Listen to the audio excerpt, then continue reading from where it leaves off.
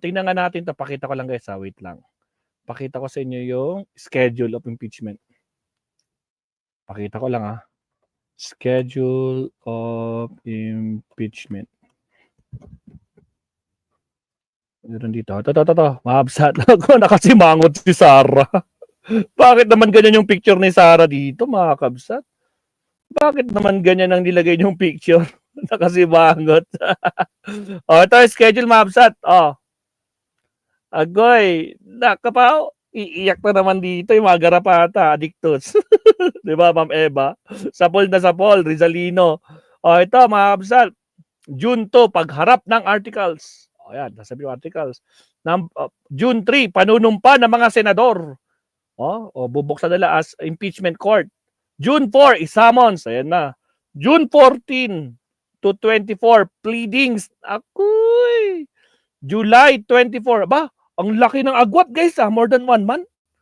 June 14 to 24. Tapos after 1 month, July 24, pre-trial. July 28, kasama na dito sigurado yung mga bagong senador. Opening ng Kongreso. July 29, panunumpa ng bagong senador na hukom. Okay. And July 30, formal nang simula ng impeachment trial. July 30. Agoy! Mami Peng, sa'yo pala to.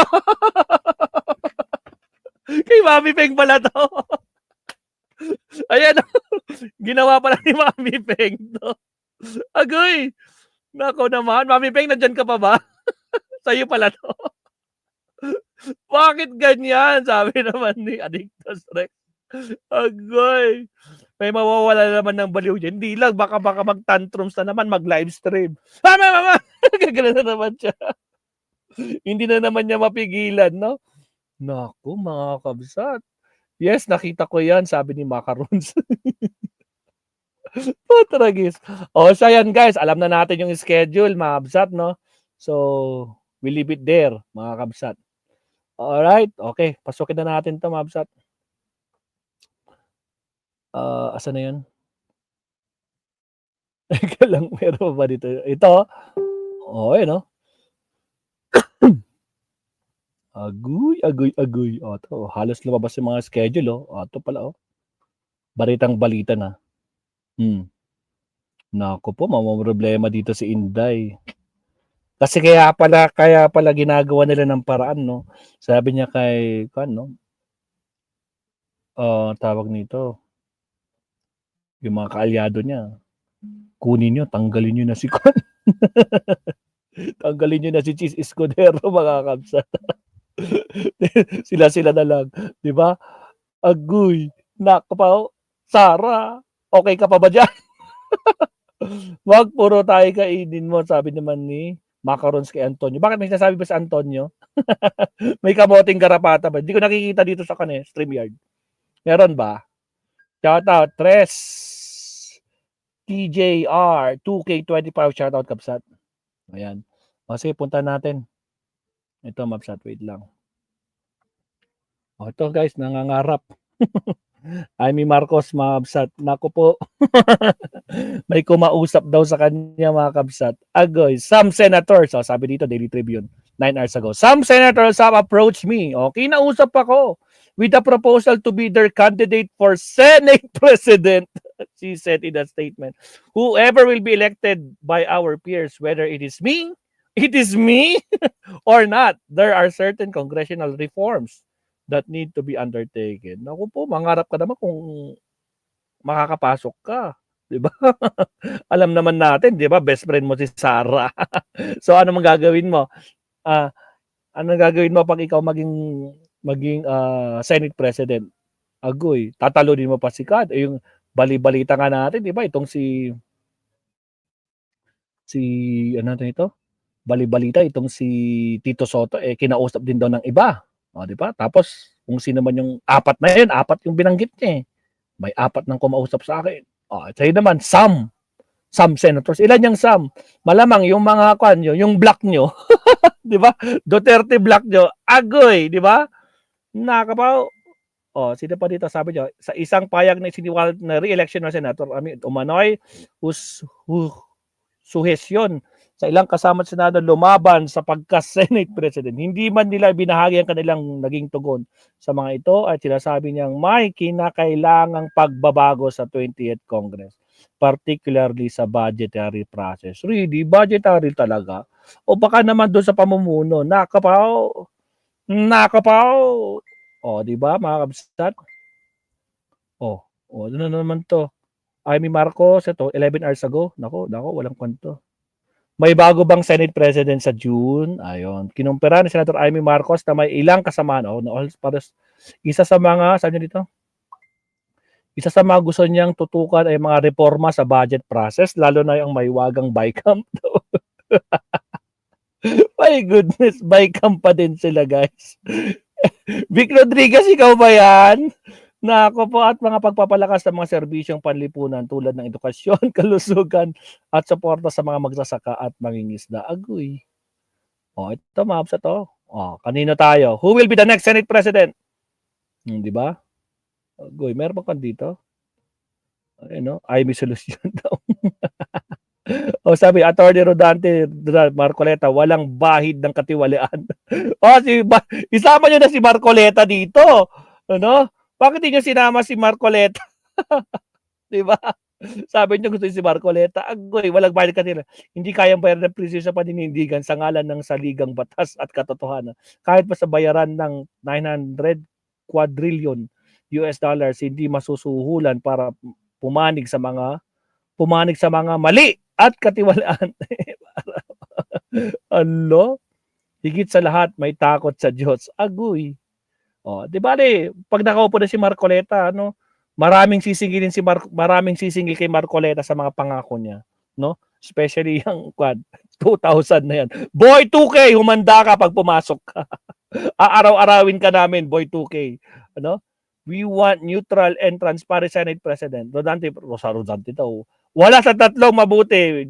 Diyan, Madam Lisa A. Sabi. Cheese pa rin. May matatag na panindigan at alam ang batas sa Senado. Agoy. O, nasa sa inyo nasa sa kanila na yan. Diba? Pero for sure, may makukan dyan. May mangyayaring update dyan, mga kabsat. Abangan natin ang susunod na kabanata dyan. So, magkakaalaman. DDS Basura.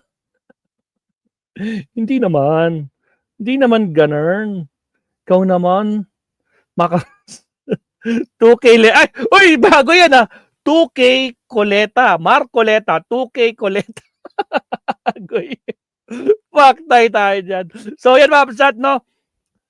Sino sa kanila mga mas nararapat na maging Senate President? So far, actually, di pa ginawang 4, sinama nyo si Marcoleta, di ba?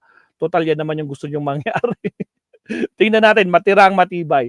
No? So, ayan. Alam naman natin mangyari kapag si Amy Marcos ang naging Senate President dyan, kung sakali man. Alam na natin. Kilala nyo kung kanino nasaan ang loyalty niyan, di ba?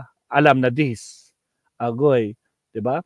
So, tingnan natin. Although, maraming pagbabatikos kay Jesus Cordero, bakit kasi hindi pa nag-forthwith nung binigay yan, no? Hindi pa aminado na nga si Bato nun eh. Grabe kayo, mga kampanya kayo, samantalang kami, iniwanan nyo kami ng trabaho.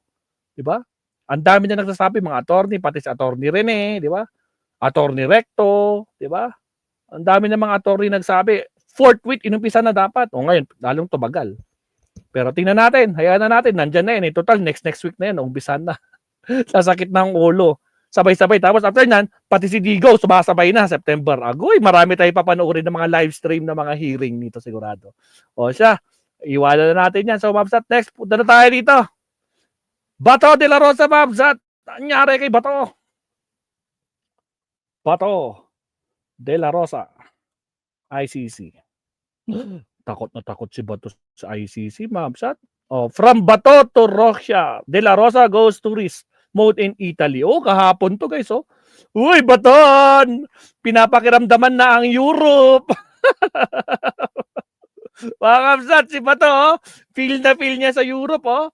Oh, Senator Bator shares a photo from his Europe trip on Saturday, May 23. Oh.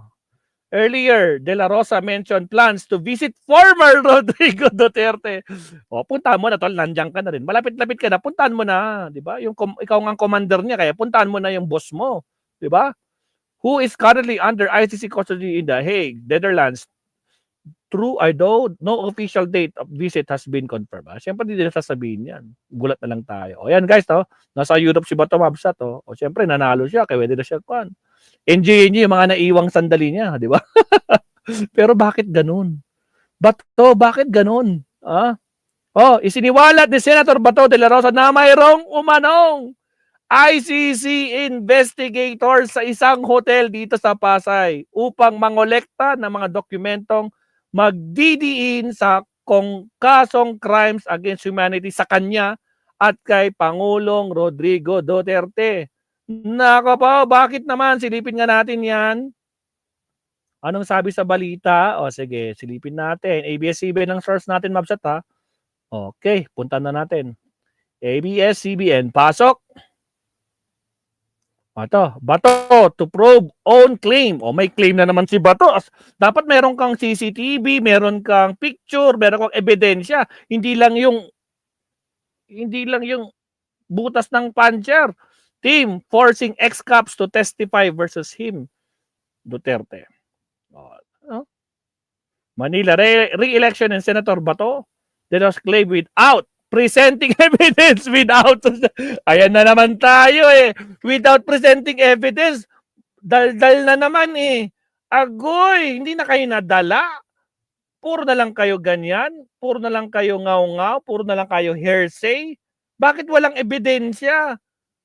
Bato of the International Criminal Court investigators are forcing retired police officer to sign affidavit against him and former President Rodrigo Duterte as he revealed plans to call for a Senate investigation. Nako, mag-Senate investigation, magkakaroon ka ba dyan ng committee hearing na naman dyan? Nako po, may pagtatawa na naman tayo. De La Rosa claim that ICC has ongoing mission at hotel in Pasay City to gather affidavits in the crime against humanity case at The Hague in the Netherlands. Magkakandak kami ng hearing. Yun na, magkakandak na daw siyang hearing. At yung mga tao na involved dyan, yung mga Pilipino na taksil sa ating soberanya na mananagot. Yan, sabi ni Bato de la Rosa. He will conduct a hearing. Ano pa ba rin rito? Bato de la Rosa urged President Ferdinand Marcos Jr. to kick out. Inutusan na naman si Marcos.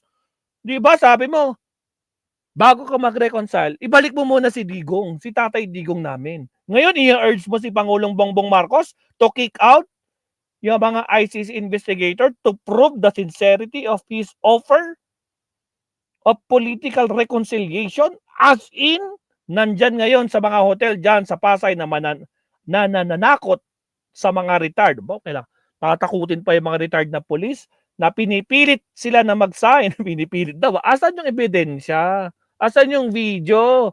Baka wag AI na naman Agoy, no? Ididiin na kami ni Pangulong Duterte. Nako po. Asan na? Asan na? Utragis. Agoy, Bato, mga kabsat. Hala, Bato I may order Duterte to flight to ICC. Agoy. Kailan to? Paano yan mga kabsat? Natatakot si Bato guys. ICC, di ba? Addictus Rex. Natatakot. His last word tour as a free man. Kailangan na niyang mamasyal. Shoutout agad sa 500 viewers, no? Sa mga bagong pasok dyan, again, huwag kalimutan mag-like and subscribe. Ilan na ba yung likers na ito? Addictus, ilan na yung like natin kanina? 178. Umabot na ba ng 200 or 300 tong likes natin? 216. Baka naman, mabsat, no? Kaya natin pabuti ng 300 yung ating like. Baka naman, no? Wala pong bayad yan.